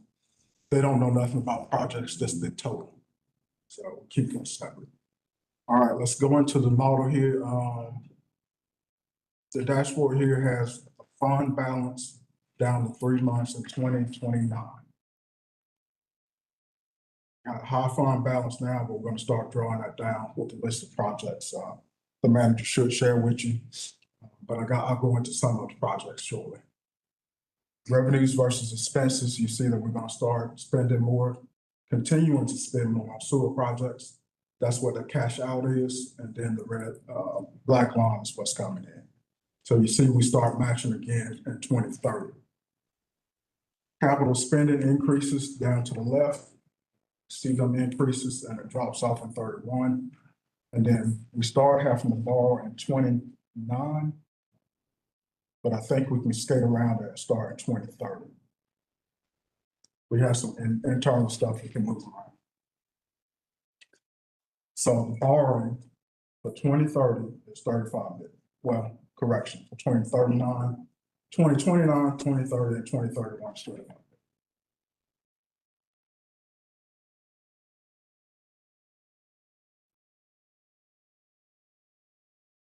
Questions about that? Financial model takeaways. Rate adjustments are modest, predictable, and phased in gradually. Operating revenues are significant to cover ongoing expenses. Capital investments are funded through a balanced mix of cash, reserves, and debt. Borrowing is targeted and limited, not structural only. And that financial reserves remain stable. Let's go briefly talk about the fund balances. Projects coming up. That's quite a bit. The total is 135 million. We just got permits for Miller County and Cedar Creek Water Reclamation Facility. They have to install filters, and that's about 30 million. You know, Brooklyn Creek Phase 2 coming. We talked about a minute ago. North Oconee West Sewer improvements that you just approved a month or two ago. Freeman Drive Force Main that you just approved.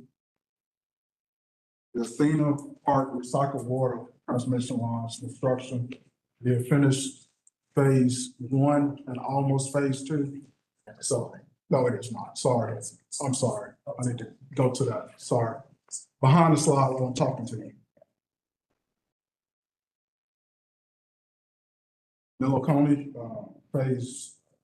County East Phase 1 and 1A and 1B. That's on there. Phase 1, 2, and 3, and 4 on there. Gatewood is on there under design. 27 FY27 small water mains. That's typically $3 million a year to replace the water mains. Olympic Ray property design. Cedar Creek generator. We got a grant, hopefully from FEMA, that we're waiting on response. So we have to have the matching funds on hand. Miller County Water Reclamation operations building being designed currently based on your approval last year. So that cost of construction will come out. Talk about the recycled water lines, water tank, triennial maintenance every 3 years. That's gonna be coming up shortly. It's about 2 million. We clean the tanks, take them down and make sure they're good water quality. And then beach and lagoon cleaners at 1.5. Manager, I don't know if you want to share, but the list I shared with you earlier. This big list? Yes, sir. I'll send it to them. If you could share. There's $135 million worth of projects in there. So. Is the, So, and go ahead. is the Brooklyn Creek Phase 2, is that under the roundabout? Yes. Yeah. Yeah. And then, what I didn't mention that's coming up, there are several GDOT projects that we are unfortunately included in. And Stephen is left, but there's 16 done projects that are on that list as well coming up.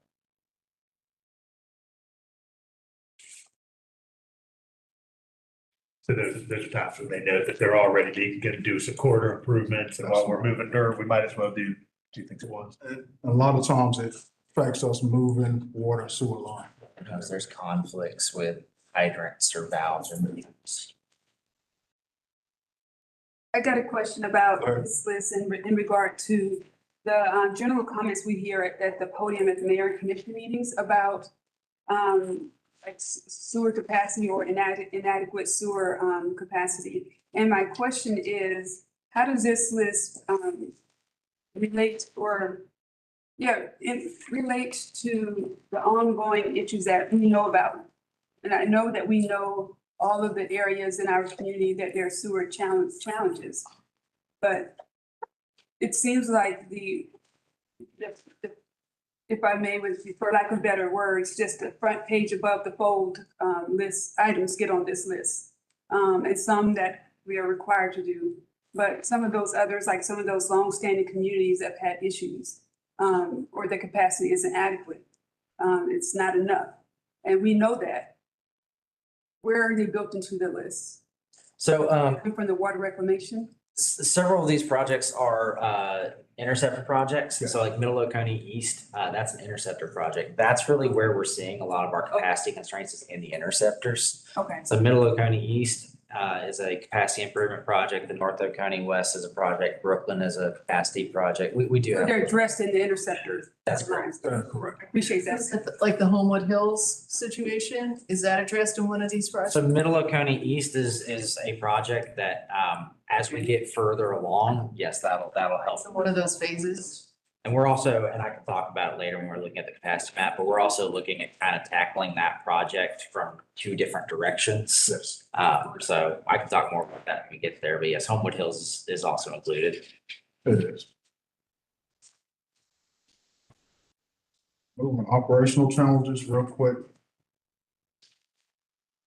So this is the water treatment plant. It's showing the costs have went up tremendously since FY 24 to FY 25. Chemical costs have went up from 326K to 600. Almost double. Electricity, Can you tell us why? just the production of chemicals, it's just the cost continues to climb. Even if we're under contract, it just continues to climb. They ask for escalation based on what it takes to make that chemical. Sure, thank you. Electricity, everybody knows about Georgia Power increases. It affects the plant as well. FY 20 to FY 25, we went from 975K to 1.2 million in electrical costs. To add to this water treatment piece, it's not just Beecham, it's the auxiliary pump stations as well, when you talk about electricity. Next up is water reclamation. Chemical costs went up from 650K to 1.3 million over the last 5 years. Biosolids, 940K to 1.6 million over the last 5. I will say that with your help, we were able to start the thermal dryer. So that cost for biosolids, the next one comes down to about 800K. Because a lot of that is hauling solid Right. material, and Okay. if that solid material is dry, it's a lot lighter than it's wet. Less than hauling wet water. So It is working. We appreciate your help in that. Working on the second piece, which is a receiving station at North Oconee to receive the ball solids from the plant. That should reduce our costs. Last thing is electricity. On the wastewater side, it takes a lot to do electricity on the wastewater side, 1.4 million in FY 20 to 2.3 in FY 25. And we're trying to reduce that. Internally, staff is trying very hard to reduce all these costs. But some of them you can't control them. We try, but we can't. All right, let's talk about some policies that we have in place, trade-offs. Just to put things in perspective. Leak adjustments for the last 5 years is 4 million. They directly reduce operating cash available for capital funding. Connection fee waivers, 5 million, reduces upfront cash for fund capital projects. We talk about a total of 9 million, and we talk about 2 projects that were affected under this 2020 service level plan. And if I can just kind of insert into this for a second and just put a kind of a next point, because I'll probably do this several times. I'll go back to the business piece again. This is again, you're operating this as business. And yet over the last 5 years, we in effect gave away $9 million worth of revenue in this business. And so some of that is due to, we give sort of exemptions, if you will, for connecting fees for affordable housing as well as for economic development projects. Not that those don't help affordable housing or economic development projects, but there is a legitimate question to ask, should the ratepayers for the utility be paying for that, or should that be coming from some other source? So it's just something later to think about with it. And the leak adjustments, the best example, actually, Hollis gave me this example the other day is, or maybe it was you, I don't remember, but if you go on vacation for 2 weeks and you leave the lights on in your house, you bought that electricity, even though you didn't actually need it. And I'm quite certain Georgia Power is not going to give you a rebate on that utility. Yet what we do is there, say, leave a faucet on, leave a spigot on, or there's a break. The water's gone through the meter. You all have absorbed the cost of that water, produced that water, delivered that water. And under our current policy, we actually give some of that money back to the person that had that piece. So these are just policy considerations that have financial implications to the utility, which either reduces the number of projects we can do or puts pressure on the rates that we have to charge everyone else in order to keep doing those projects.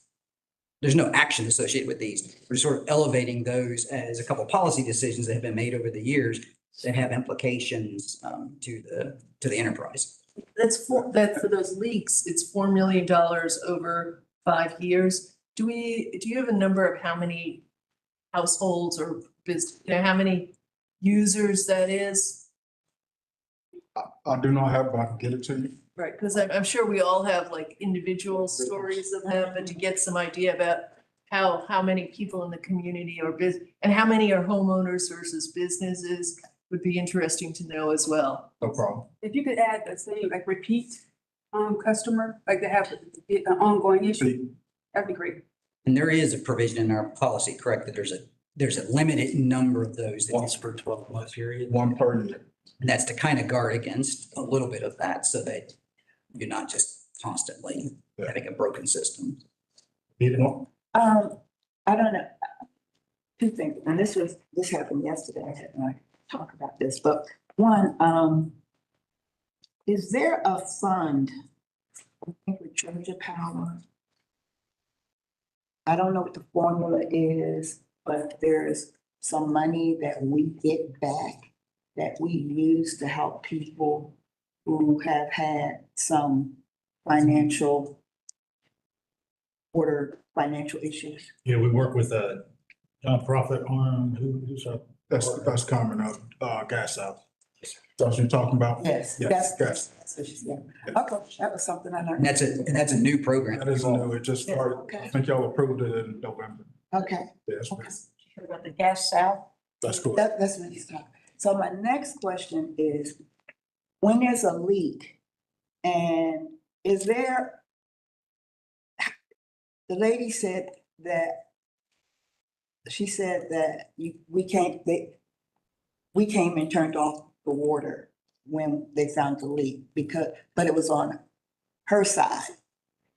I didn't understand that. So sometimes we get requests from the customer to cut it off. If they're using an excessive amount that continues to go, we're gonna cut it off as well. Okay, We have customers that have leaks for over a year. They don't report it, they don't fix it, and that's part of the issue. Then when they do report it, they get $2,000, $3,000 credits because of the amount of water was used. So there's an issue with as far as how much we give in leak adjustments. But typically, if they're running it continuously and wasting water, that's part of our policy. Cut costs. okay, so I didn't know about that policy. Yeah. But, so after we cut it off, do we charge them still while it's off? They may see a bill from previous before you got there, but they won't get charged after that. We hope to remedy the situation, hopefully help them figure out how to fix it to get water back on.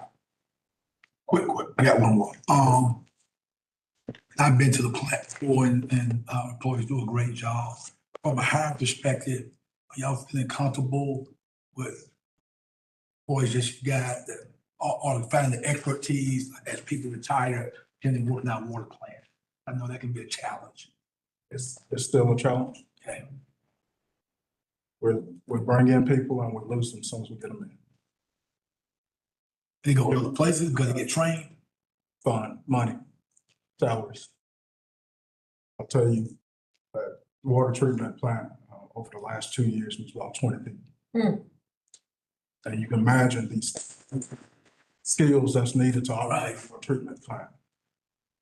We just can't keep. Okay. I will say now we're full staff. So okay, that's fine. We don't have a lot of experience that we need. So we have new people there. So, and we're developing. Thank you. No problem. All right, the next one is what the impact is. This goes with the previous slides. Less cash available, and it talks about leak adjustments, fee waivers, and how we can't fund projects.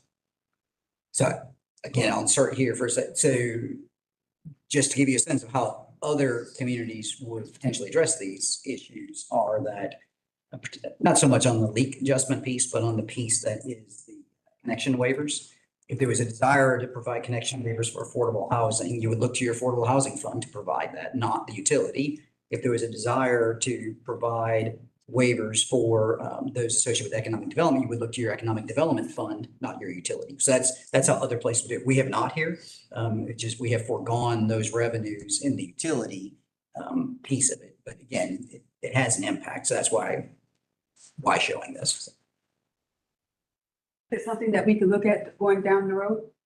Yeah, I really think it ultimately is, especially now that we have a source of revenue for affordable housing. And again, it makes perfect sense to do it to help the affordable housing project. It doesn't necessarily make sense that you're actually placing the cost for that on all the other ratepayers within the utility and stuff. So yes, I do think it's something over time that during budget discussions and policy discussions, it warrants looking. Great. One more. Go ahead. So what I understand is that the concerns about water and sewer in my district is that it didn't rate high enough or didn't something enough. What was that again? You said earlier? Why did it make the recommendations? No, sorry. So where we're focusing improvements, it may be hard to recognize the areas that it's serving because where we're having the capacity constraints is in our interceptor lines. So those are the large lines that serve lots of areas. We have all of those in this service delivery plan. So all the areas of the county are anywhere where we have capacity constraints. Those are being factored in here, and we're actively working on all of them right now. So while it may not call out explicitly Homewood Hills, for example, Middle Oconee East Interceptor is what Homewood Hills falls into. And so improvements on the Middle Oconee East Interceptor would also be improvements to somewhere like Homewood Hills. So where does Freeman Drive, where is that at? So Freeman Drive is in the Sandy Creek area That's the one. where we don't Yeah, so we have talked sewer about that earlier when you extensions. were out. I'll catch you up. Okay, that'd be fine. And that one is a specific project, so. Okay. Are the improvements realized? You know, like you said, like the interceptor for the interceptor that would cover the Homewood Hills area, once that's been repaired or replaced or whatnot, is the improvement realized? Do people notice? Oh, yeah. We, so one of the big projects we tackled recently was our Upper North Oconee Interceptor. When we went through and we upsized that entire interceptor, we eliminated overflows and we also opened that area up to development. So the Costero development, the Club Drive development was able to build there because we opened up capacity for that. General Times was able to tie on because of that. So we've seen a reduction in flows and surcharges, and we've seen growth in the areas where we've actually finished our interceptor projects. Yeah. Yes. All right, tough question. What PUD is recommending is based on the model, is 10% for FY 27, 5% for the remaining 4 years. This provides predictability for customers. They know what's going to happen. Avoid sudden and destructive rates increases. Align rate adjustments with planned capital projects or investments. Supports ongoing operations, maintenance, and debt obligations. And you'll see, based on the model, it's about $4 to $6 per month. To be exact, it's like $4.72 per residence, based on the 3,500 gallon per month usage, which is typical for residents. Keep in mind that industries are on a 1-inch water meter. They do not go through the tiers. They stay at the tier 1, based on what you guys approved a few years ago. Where do we stand on water bill rates? We to the left of some counties that I thought would be closer, like Oconee and Jackson, surrounding counties. Keep in mind that other counties are doing the same thing now. So their rates are liable to shift even further to the right. They are.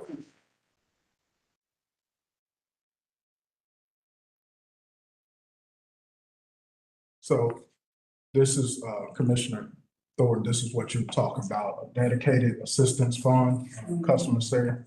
Oh, yeah. Gas South Partnership. We thank you, Commissioner approved that back in the fall. Finally got contracts in place with Action Inc. They make the referrals based on their qualifications. And the qualifications, their qualifications are below. Staff at the Water Business Office recommends, or they can go directly to Action. Also keep in mind, we do have Project Share that is still one of our affordability pieces that we do have a partnership with. They're not as big as we want them to be. Continue to try to grow them, but the donation. So I think this one, just in a few months, almost 3,000. I'm pretty sure it's gonna continue to grow. Good program, I think, to help pay with water bills. Before we conclude, we wanted to touch a little bit on sewer capacity, and I'll let Matt. Matt is the Assistant Director of Engineering. He's the one that this project falls on. All right. Yeah, let's see. I haven't used this thing yet. Work, he said it was off. That, but you know what? I'm not gonna use that. I don't know how to use it. Okay, so this capacity map kind of gives an idea of where we were about a year ago. So we kind of color coded this to be similar to, a traffic light. Green means go, red means stop, yellow is slow down. The green areas that you see here are largely on kind of the Trail Creek side, so that big arm that branches off to the top right there. That's an area that we recently we had redone all of those lines and have made improvements out there. So that area has a lot of brand new infrastructure. And what you'll see is between there and the red on the left-hand side, there's an area of pink, I think. Yes. Sorry, I am colorblind, so color coding and map is a little bit interesting. But that pink area is areas where we currently have capacity constraints, so where they would be red. But we are actively pursuing improvements, or we anticipate completing improvements in those areas within the next 3 years about. So to kind of show the progress that we've made, this is what we're looking like now. So this is a year later from that map. You'll notice that, and I don't know if you can see my cursor. Oh, that's what it's working. See anything? Oh, there we go.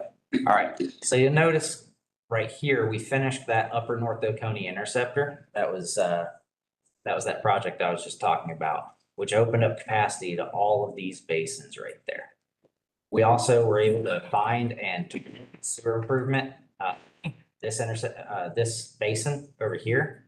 And we were able to make improvements and open up capacity in that area. We completed our Lake Mueller improvements. And we also had a private developer come in and make a sewer. In order to build, they did not have capacity.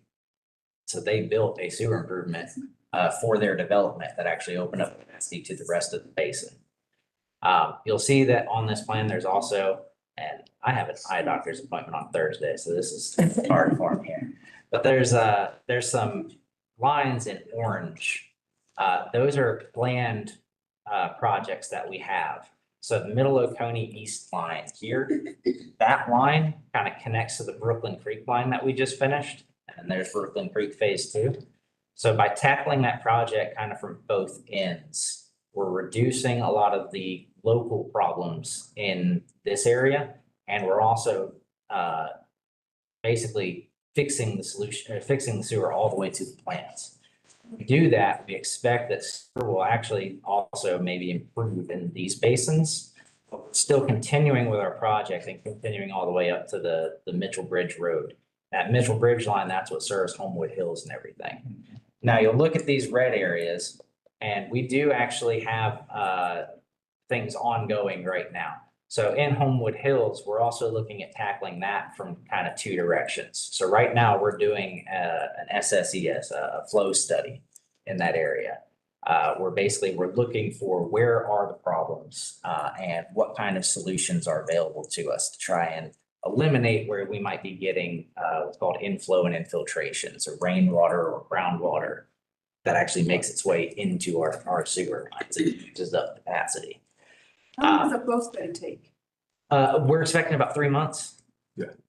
And then from there, we'll have to design solutions. And then, depending on what kind of solutions those are, they may require engineering and so on and so forth. But that 3-month flow study should give us good information on how to proceed. Well, it depends on Mother Nature and the rain. Yeah, we got That patch of too, yeah. wet and dry. That's where the areas of red? That's for this area of right here, that's Homewood Hills. We completed a flow study. Oh, sorry. What about MN4, 3, 2, and 1? Yes, that's our McNutt line. So we actually completed a flow study down there.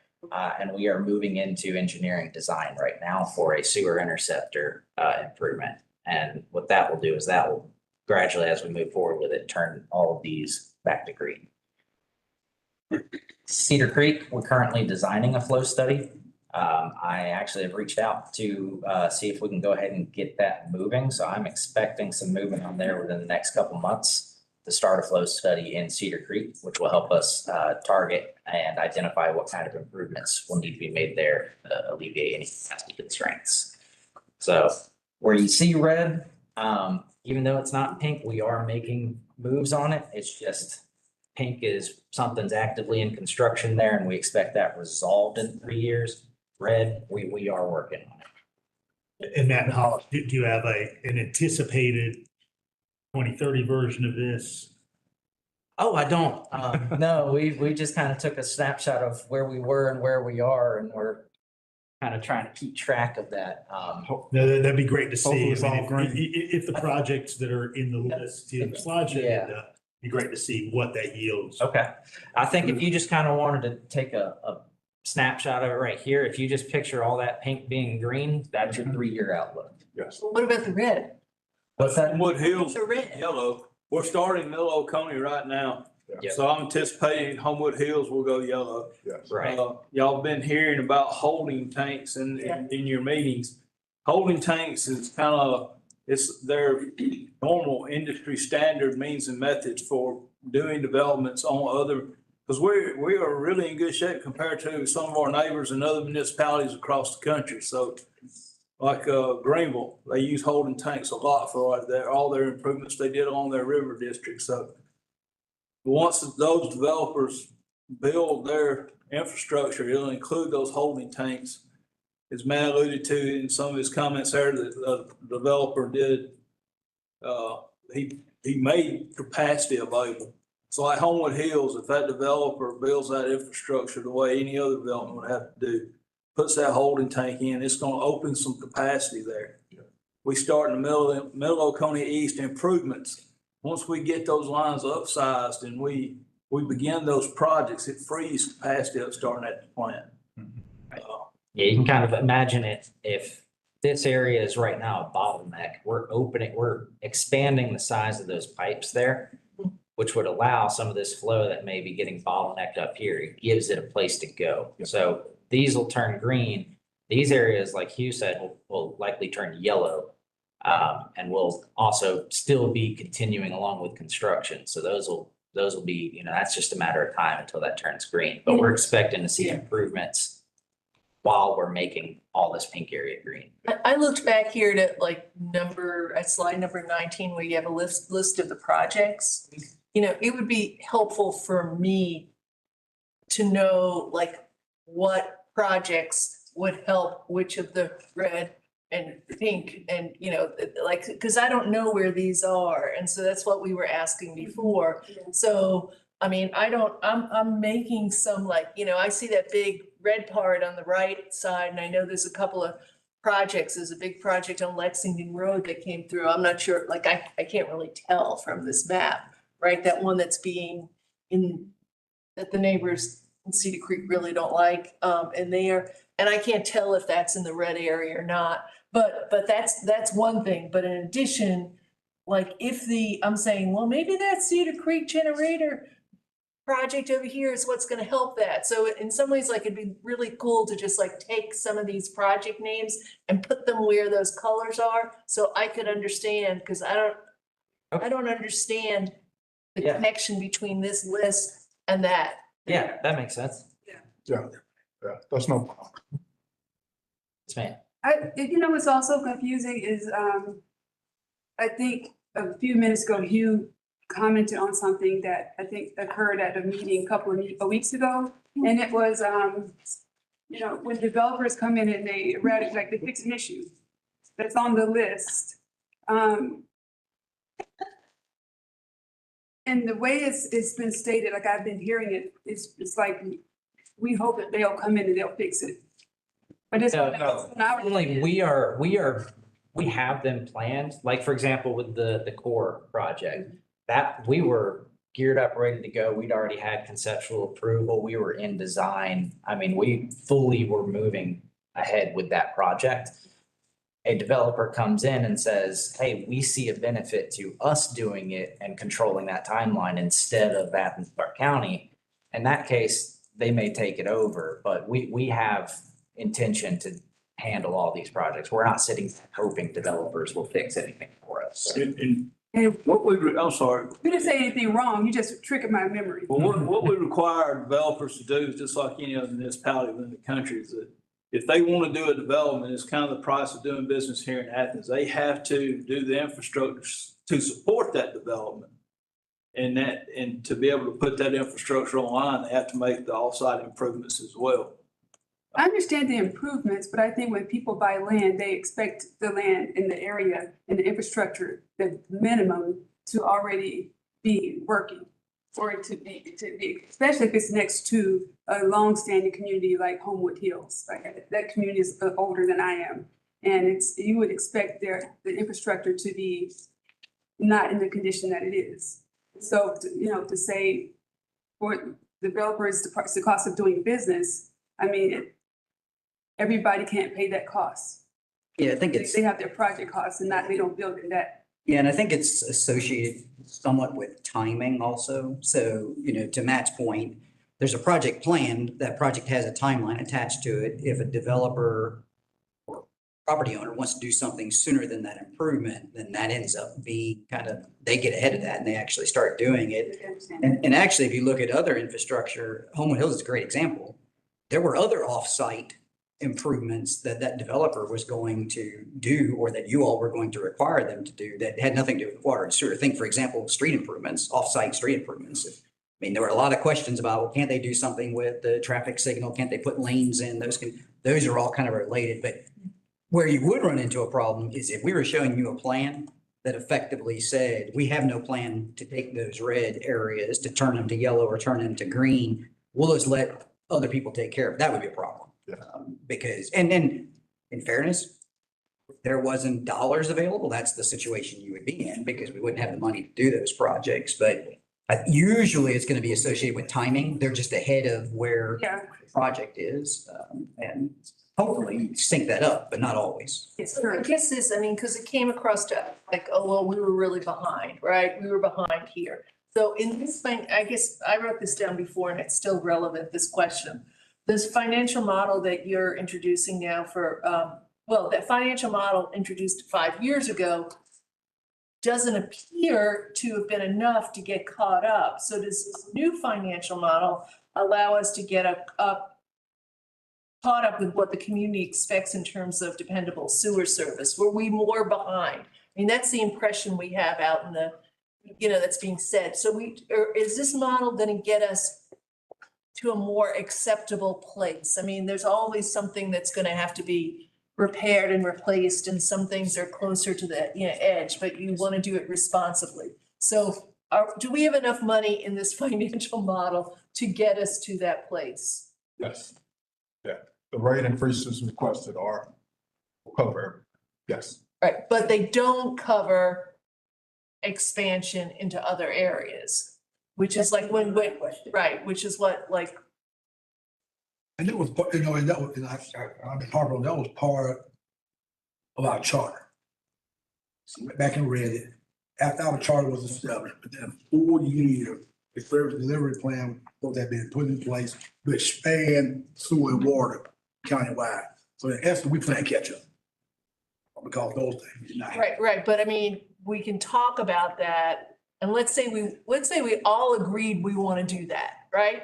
We can't not address these problematic issues here. So then we'd have to have more money to do that. So, in real terms, what would that mean? And I mean, I'm not asking I'm asking it for like real terms. Let's say.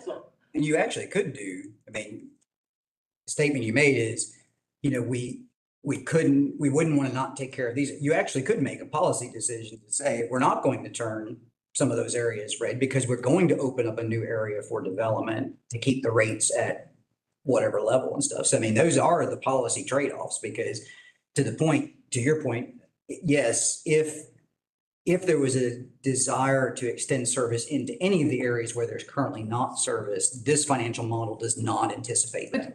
You have to either increase the rate, or you'd have to forego something that is planned in order to do that. Does that have this is just, again, let's take that red part over there. Let's say it's like almost full. And someone comes along on a piece of property that's existing there, that's already zoned RM1. And then we come along and say, sorry, there's no sewer capacity. Are we in a legally We've been in exactly that situation. So the track that was referenced earlier, the Postera track, right, that's very near the country club and Jefferson Highway, that was an area that was appropriately zoned for single family homes. But for many years, not just a few, many years, there wasn't sewer capacity there. And so that development interest said, okay, we understand we're going to have to wait.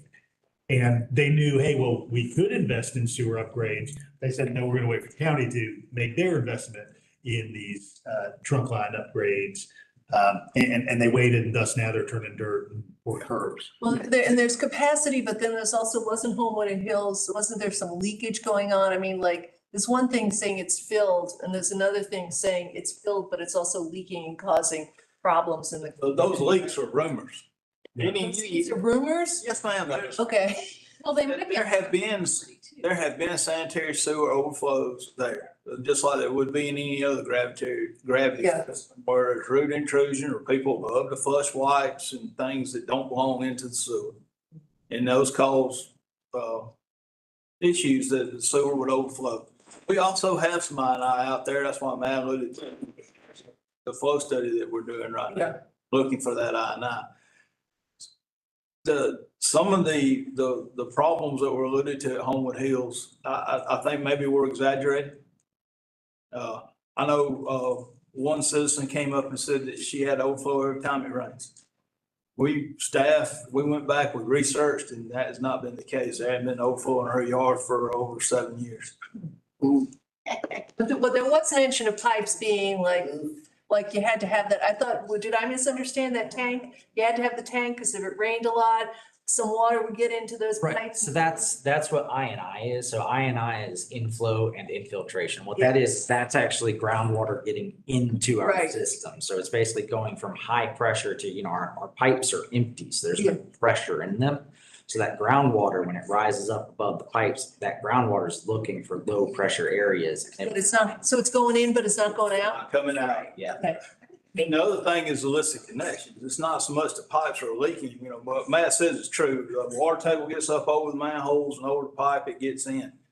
But we can't govern what people do in their yards or how they bring their gutter downspouts. A lot of people we see will, you see this white thing sticking up in your yard and someone that you get new gutters put on your home. Well, they'll run that black plastic pipe. They'll tie it into that white pipe sticking up in it. Gets rid of that water. They don't realize that water's going in our sanitary sewer. That's not anything that falls under plumbing. That's not, that's somebody working in their gardens on Saturday. They want to take that, where that water comes out of that gutter. So they run something through their flower beds or bushes. They actually tie it into our sewer system. We have found that on many occasions. That's why we do smoke testing and things of that nature. That's sort of the archaic way of having a combined sewer and stormwater system, which cities have gotten away from in decades past. All right, we've got another meeting next door in 90 seconds. And so Hollis can tell us about next steps. All right. Real quick, we're gonna have the capital infrastructure and financial element presented to you April, May. And also the model will be approved. And we will, because the final version of this will be pretty cumbersome, I mean, it'll have a lot of information in it that we've only shown kind of highlights of. We'll be certain that you have the full set of information well ahead of the agenda report. So you're not just relying on the agenda report for that. Thank you. It's part of bit of information, so it will. So so before our vote in April on future land. So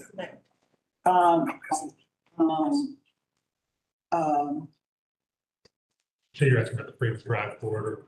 Yeah, so if I came in there and did a CDO and. So staff has said, we're already kind of looking at that in particular, and we're gonna bring that to a work session. Okay, yeah, so just know you're gonna see that in the next couple of months, and that will mean prospective amendment to both the sewer service delivery plan and to the future land use plan.